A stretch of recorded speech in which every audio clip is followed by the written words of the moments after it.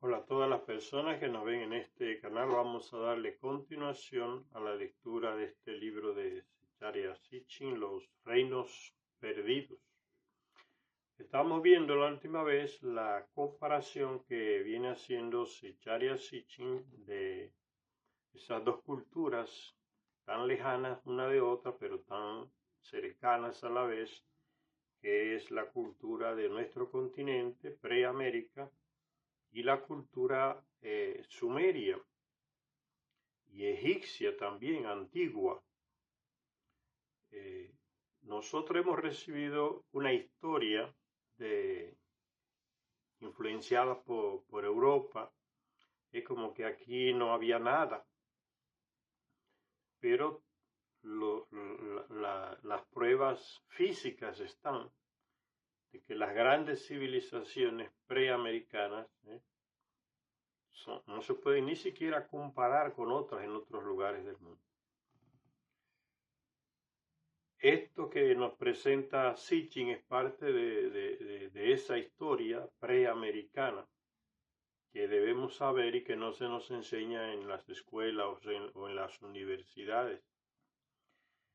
Él nos presenta con pruebas, ¿no? Que él estuvo en estos lugares, México, Perú, visitando pirámides y lugares antiguos. La gran coincidencia, el gran parecido en la construcción de las grandes pirámides que hay en México, como la pirámide del Sol, la pirámide de la Luna, con las grandes pirámides que hay en Egipto, pirámides de Gizeh, del valle de Gizeh, ahí en Egipto. Y él dice que es increíble cómo las mismas medidas prácticamente fueron usadas, usando el valor del pi. Y dice Zecharia Sitchin, la misma base de la pirámide más grande de Egipto es la misma base de la pirámide del Sol. La diferencia está en unos aspectos en que la pirámide de Egipto es mucho más alta porque tiene otro fin, pero la base es igual. Eso no es coincidencia si los dice Zecharia Sitchin. En ambos casos hacía falta conocer el valor del pi. Y no existe absolutamente nada que indique que los pueblos de Mesoamérica lo conocieran.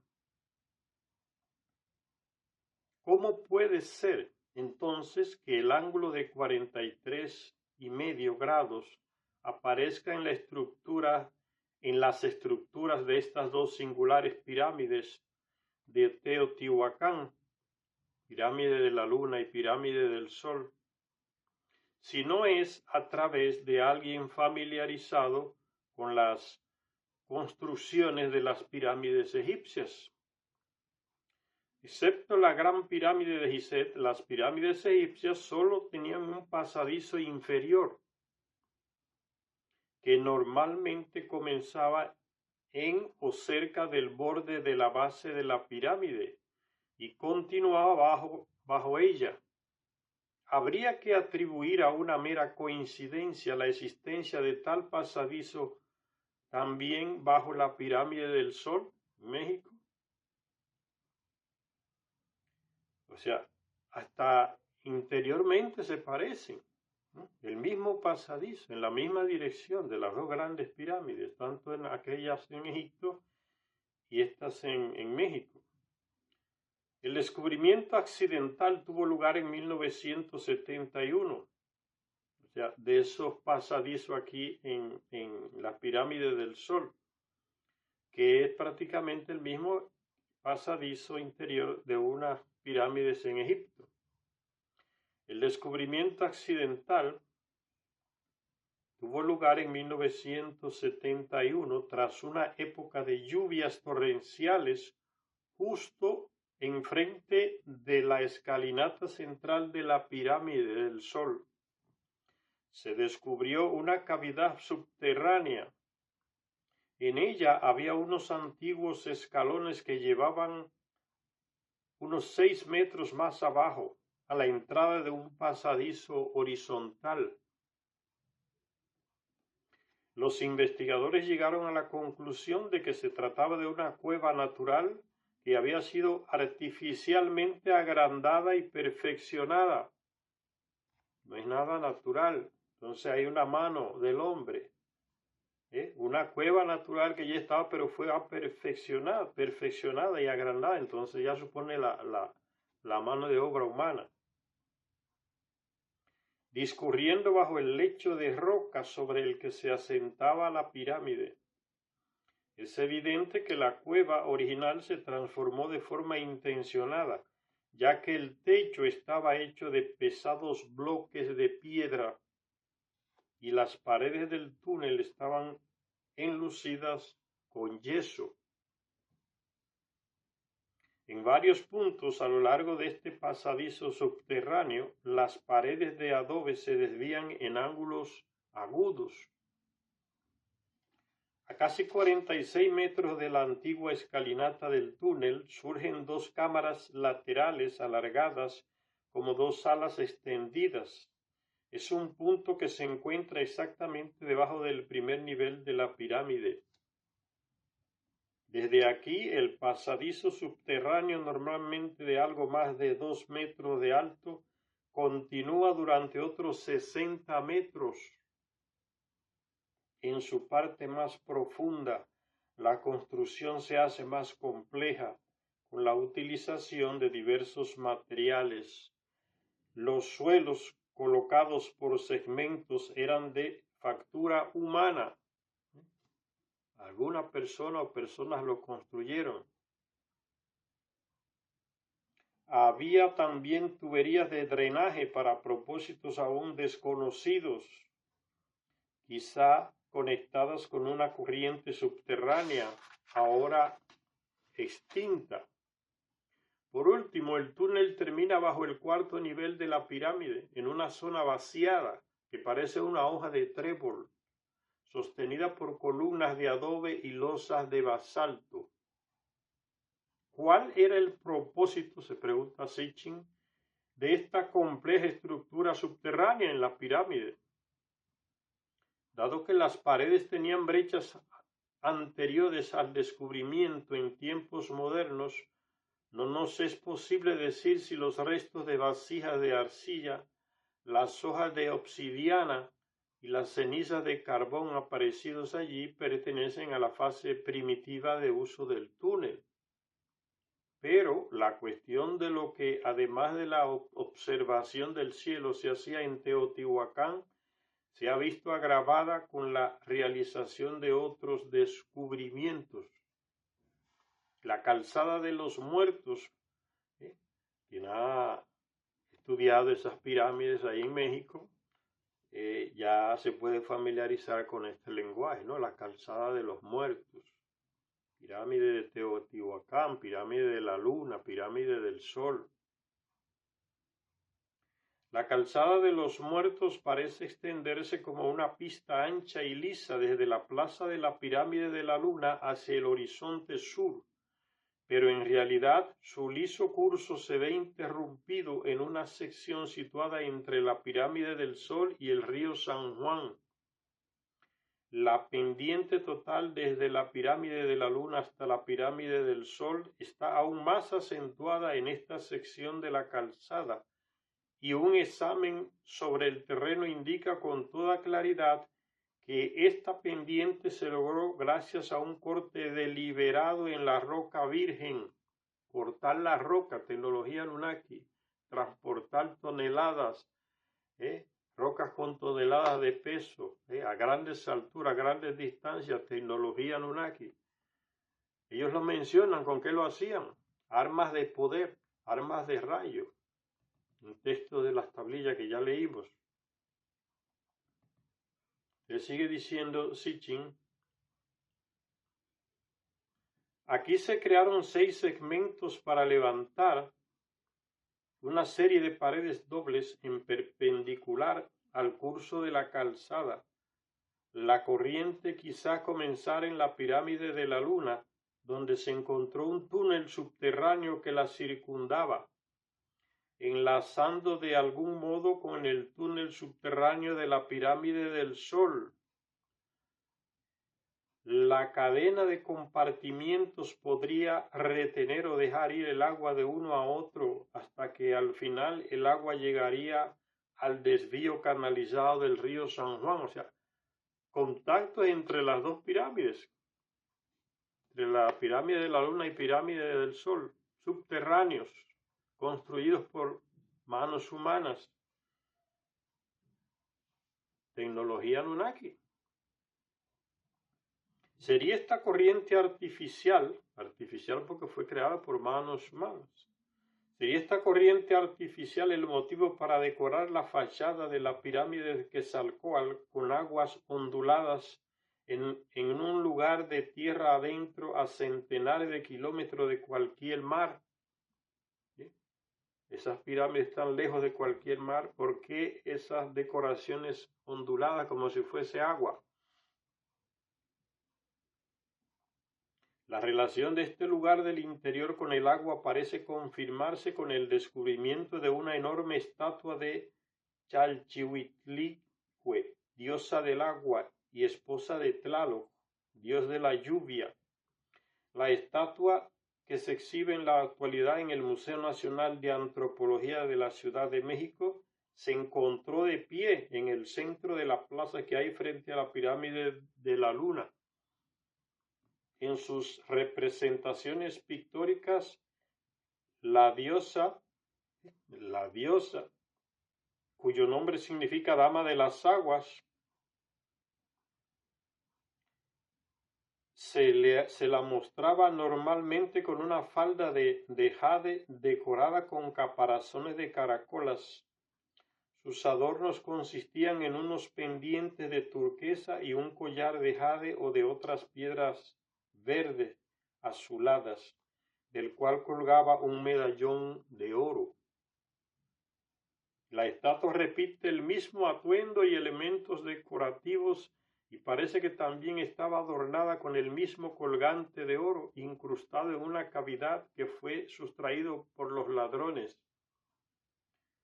En sus representaciones pictóricas se la puede ver como con una corona de serpientes o adornada con ellas de algún otro modo, indicando con ello su pertenencia a esa dinastía de dioses serpientes de los mexicanos.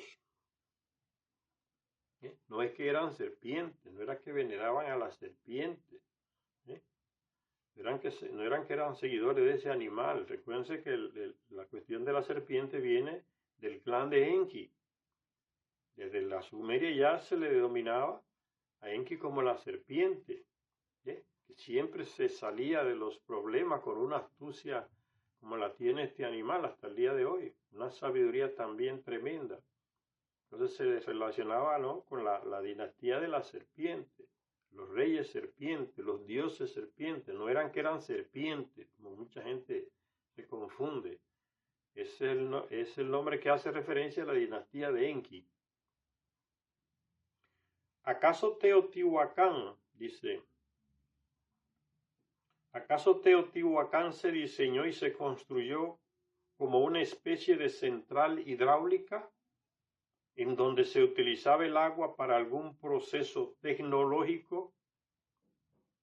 Antes de responder a esta pregunta, permítanos que hagamos mención de otro desconcertante descubrimiento hecho allí, donde está la pirámide del Sol y de la Luna en México.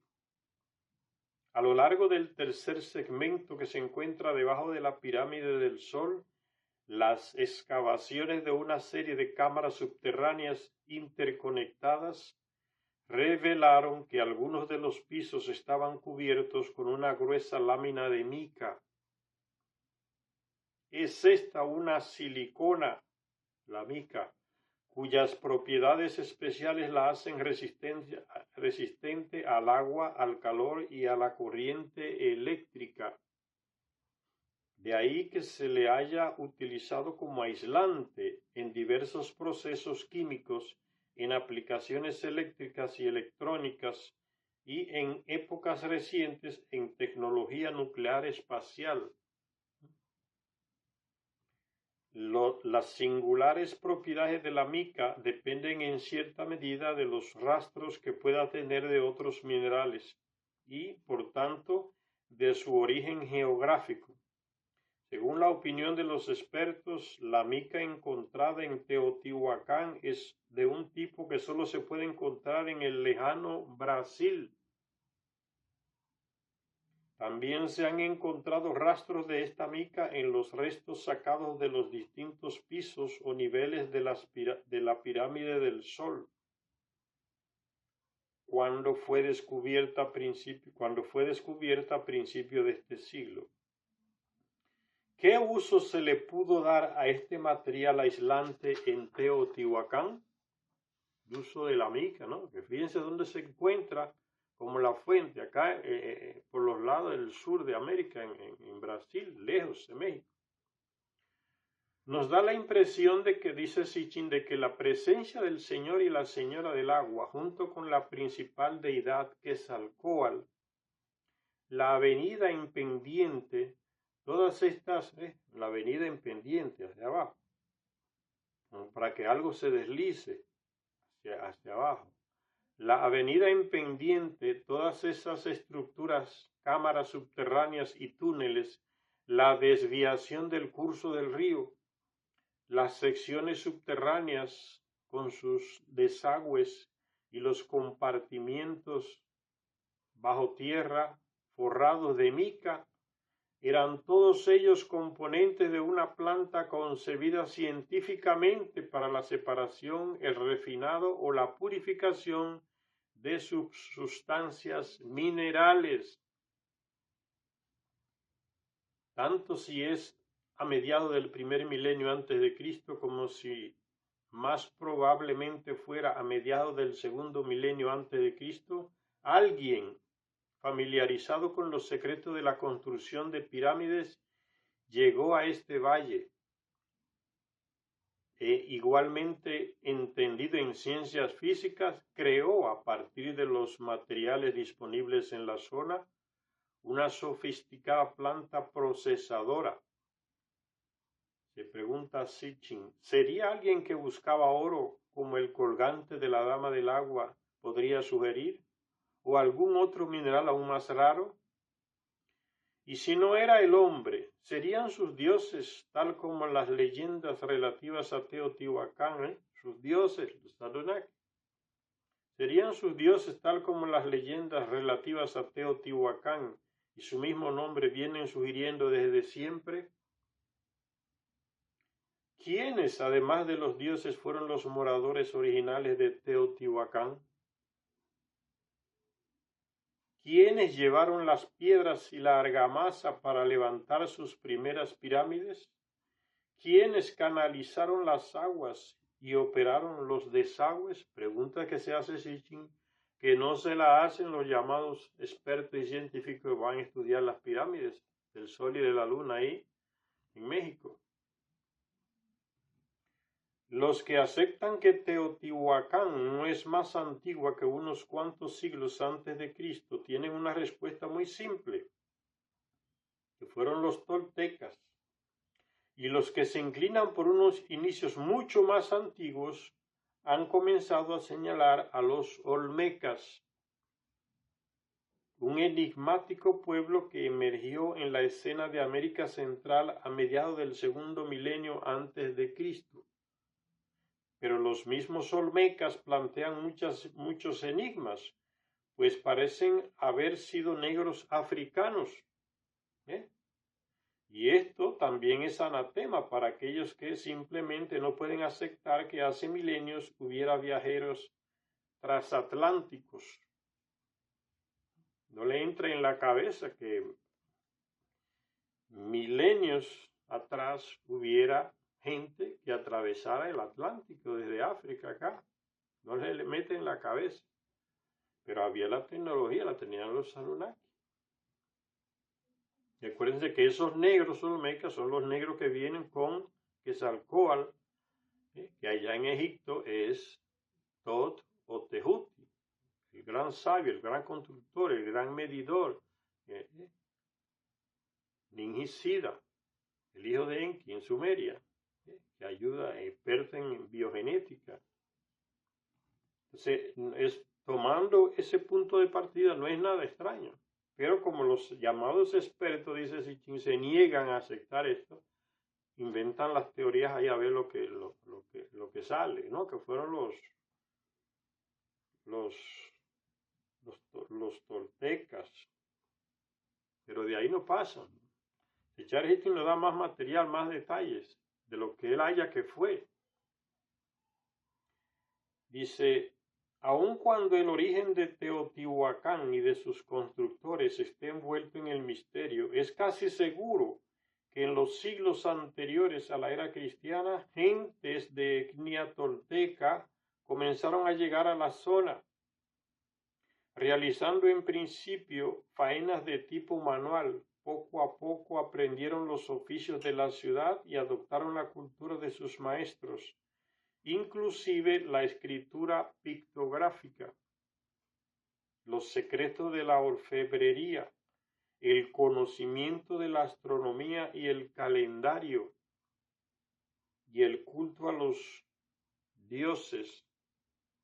Hacia el 200 a.C. fueran quienes fueran los que gobernaran Teotihuacán, recogieron los trastos y se fueron.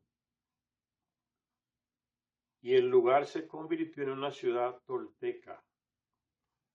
Durante siglos fue famosa por sus herramientas, armas, objetos de obsidiana, y su influencia cultural y religiosa se extendió ampliamente.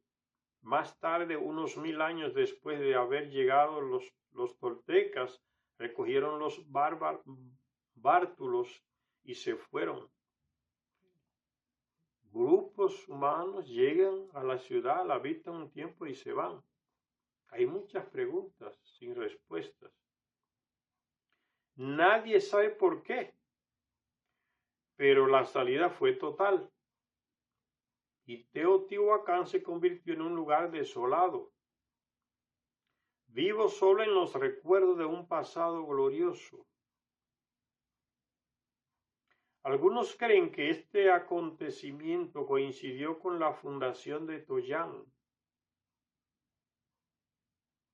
como nueva capital de los toltecas hacia el 700 después de Cristo. Lugar de asentamiento humano durante milenios a orillas del río Tula.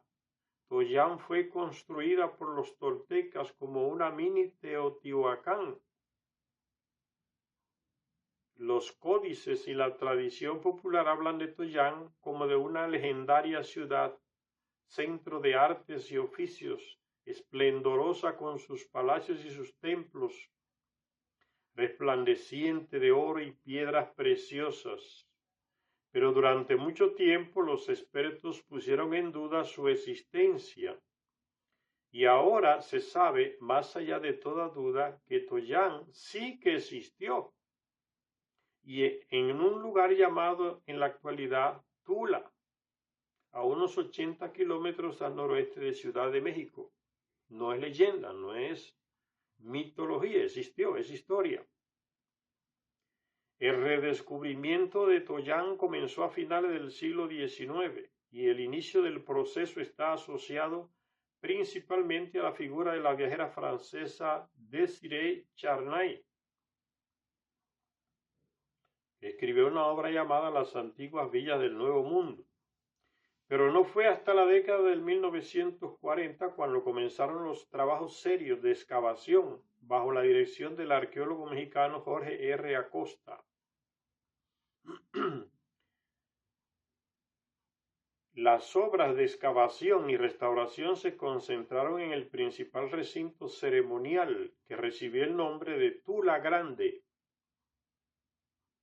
Trabajos posteriores como los de los equipos de la Universidad de Mississippi ampliaron la zona de excavaciones. Los descubrimientos no solo confirmaron la existencia de la ciudad, sino también su historia, tal como se contaba en varios códices, especialmente en el conocido códice llamado Anales de Cuatitlán, Cuautitlán. Ahora se sabe que Toyán estuvo gobernada por una dinastía de reyes sacerdotes que afirmaba ser descendientes del dios Quetzalcóatl. Recuérdense que los Anunnaki comenzaron a formar esa clase alta, como decimos hoy, llamada de sacerdotes y sumos sacerdotes, que eran simplemente, no era nada parecido a lo que hay hoy en esas religiones, eran gente especializada en cierto conocimiento que el Anunnaki les daba, que no se le daba al común del pueblo, y que eran los personajes que les administraban a los Anunnaki y les servían en sus residencias, que el terrestre después de un tiempo comienza a llamarle de templos, el templo del dios fulano, de la residencia de tal o cual Anunnaki. Esta gente, entonces son como el depositorio, como la clase de gente que va guardando esos llamados secretos, o sea, las informaciones en tecnología que le transmite la Anunnaki a esta gente. Entonces se convirtieron como intermediarios entre los Anunnaki y los terrestres, una clase de gente que ellos seleccionaron ahí. Y de ese grupo salen también, los Anunnaki sacan los reyes. Entonces como una clase alta que forma el Anunnaki, ¿no? Un poco apartada del pueblo común, los forma, los instruye, los convierte en sus servidores especiales, tiene contacto directo con ellos. Estos señores son los que le proporcionan al Anunnaki de esa residencia todo lo que el Anunnaki necesita, porque el Anunnaki dejó de trabajar cuando creó al terrestre para que trabajara para él. Entonces no es extraño que estos llamados sumos sacerdotes sean los que resguardan los grandes secretos tecnológicos, astronómicos, matemáticos, de otro tipo, que el Anunnaki se los transmite a ellos. Entonces sigue diciendo, siguen hablando de este trabajo arqueológico de mexicanos y estadounidenses, dice: ahora se sabe que Toyán estuvo gobernada por una dinastía de reyes sacerdotes que afirmaban ser descendientes del dios Quetzalcóatl. No es extraño, porque ya comenzó el Anunnaki a relacionarse con las mujeres descendientes de Adapa, ¿no? La mujer ya civilizada, el Homo sapiens. Entonces ya la mezcla de las razas se dio en contra de lo que Enlil en un tiempo prohibía. Entonces, esta gente, ¿no? Reyes, sumos sacerdotes, decían que eran descendientes de él, de Quetzalcóatl, de ese Anunnaki. Su nombre y su época, dice, que eran descendientes del dios Quetzalcóatl. Y de ahí que, además de su propio nombre, llevaran también el del dios, como patronímico. Es como, no es nada extraño, es lo mismo que pasa hoy, influenciado por la religión católica. Mucha gente coloca al lado de su nombre el de algún personaje bíblico: Jesús, José, María, Abraham, Jacob, Isaac, Isaías. Entonces, Manuel José o Manuel Jesús o Ana María, o sea, son patronímicos que refieren a esos personajes antiguos. A eso se refiere, no es nada extraño. Entonces, estos reyes que dicen sacerdotes, porque eran sacados de esa misma clase de gente, dicen que eran descendientes de esa Quetzalcóatl, y en los nombres de ellos colocaban también el nombre de uno de esos llamados dioses de ellos. Por eso habla de patronímicos. No es extraño que, además de su propio nombre, estos reyes, descendientes del dios Quetzalcóatl, llevaran también el del dios como patronímico, costumbre que también se daba entre los faraones egipcios. Tutankamón, Amón era Marduk, el dios, Amón, el dios, hijo de Enki, ¿no? Dueño de todo eso que hoy es la región norte de África, Egipto, Libia y todo eso. Entonces, Tutankamón, es lo mismo, se usaba. Entonces fíjense cómo Sechar Echin compara, ¿no? Lo mismo que se repite allá en Egipto, en Sumeria, se repite aquí en Mesoamérica, los patronímicos, para honrar a ese dios. Entonces dice: algunos de estos reyes sacerdotes fueron guerreros e intentaron expandir la soberanía tolteca. Otros estuvieron más interesados en la fe. En la segunda mitad del siglo X después de Cristo, el soberano era Seacati Topilcinquetzalcóatl, ¿ves? Se pone el nombre del dios detrás de él. Manuel Jesús, Manuel José, Ana María, fíjense a María, la madre de Jesús, o a José, o a, el padre de Jesús, Juan Jesús. Entonces ven como estos mismos señores repiten todo lo que se repite allá en las culturas antiquísimas de Egipto, entre los faraones, que se decían también descendientes de los dioses Tutankamón, descendiente de Marduk, el Anunnaki, llamado Amón, Ra, en Egipto, que hasta se menciona en algún texto bíblico, el dios Marduk. El hijo mayor de Enki, que nació en Ibiru, vino acá y se quedó acá, murió acá, ahí en Babilonia, la ciudad que él fundó, y él fue como el jefe de toda esa región ahí en Egipto, la parte norte, que se le dio como posesión después que se convirtió en el primer Anunnaki que se casa formalmente con una terrestre, padre de Osiris, de Set. Entonces ven cómo las dos historias están relacionadas. Lo que pasa aquí en Preamérica, con estas grandes culturas de miles de años que todavía no se han descubierto todas las cosas sobre ellas, y esta gente de allá, del otro lado del mar. Y sigue diciendo Sitchin, en la segunda mitad del siglo X después de Cristo, el soberano, o sea, el rey, era Seacatl Topilcinquetzalcóatl.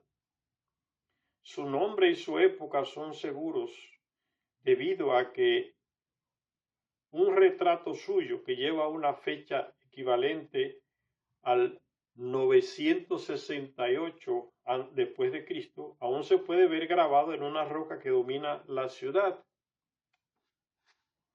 Y eso de los patronímicos se sigue usando ahí.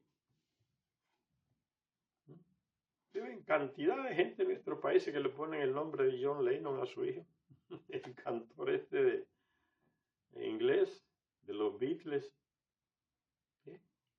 O John Kennedy le pone mucha gente. La misma costumbre nos viene de ellos, en los dos continentes, tanto en África como aquí. Y se repetía también antes de Egipto, allá en Sumeria. Y eso se va repitiendo en varias partes del mundo, ¿no? Los patronímicos en honor a estos llamados dioses por los terrestres.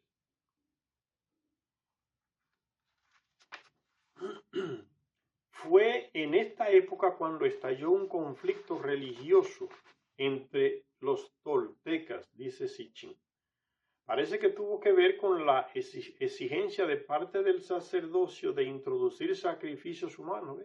El terrestre asume que estos señores, el engaño ese de los Anunnaki con los terrestres, que son dioses, y el terrestre se inventa cosas que el Anunnaki nunca le pide.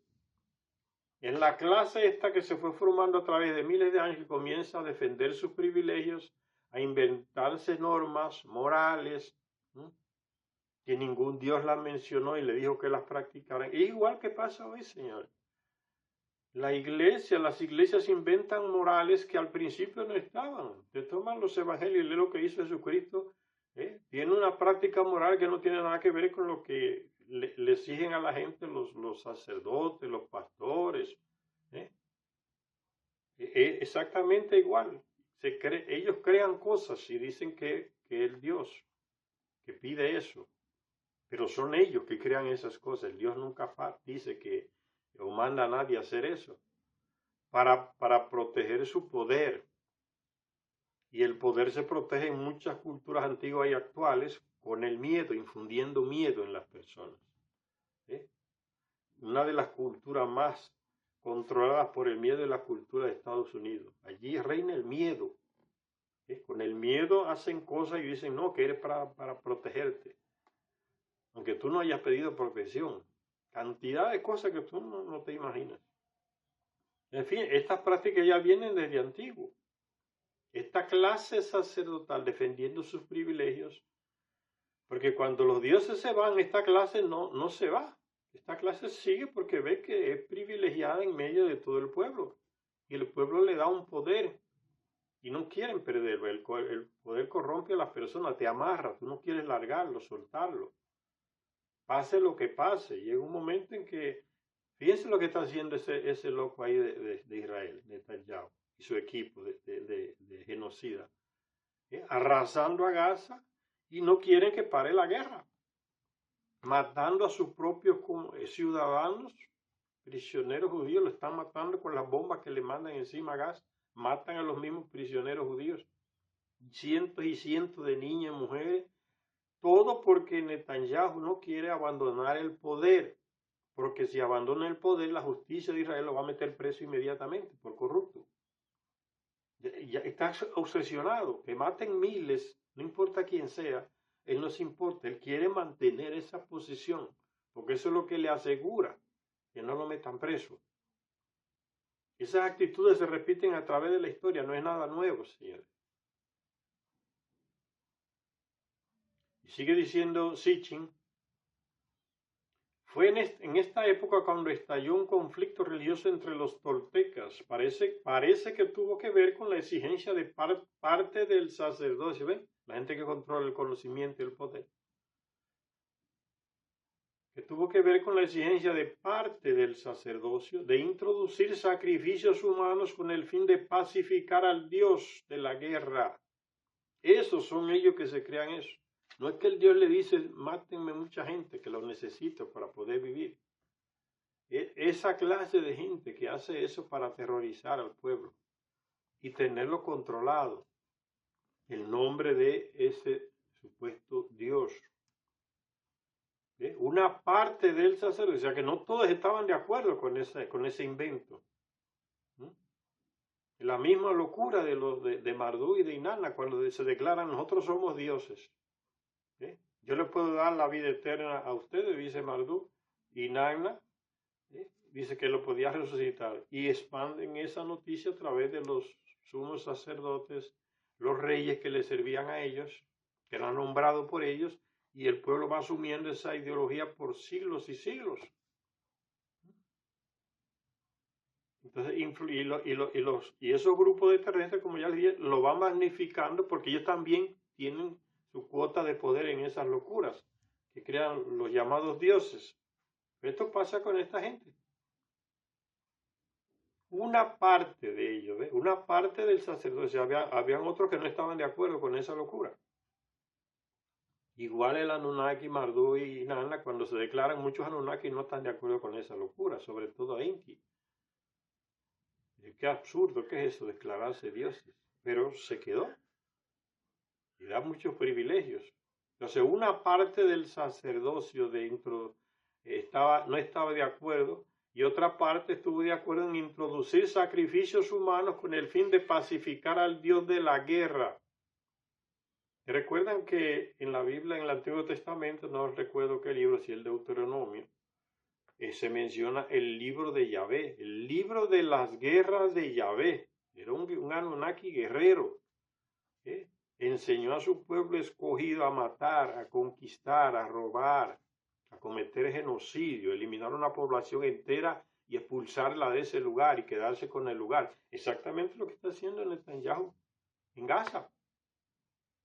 Expulsar a todos los palestinos de Gaza y arrasar el lugar y quedarse con el lugar. No importa los miles de muertos que sean niños, mujeres, animales, viejos, lo que sea.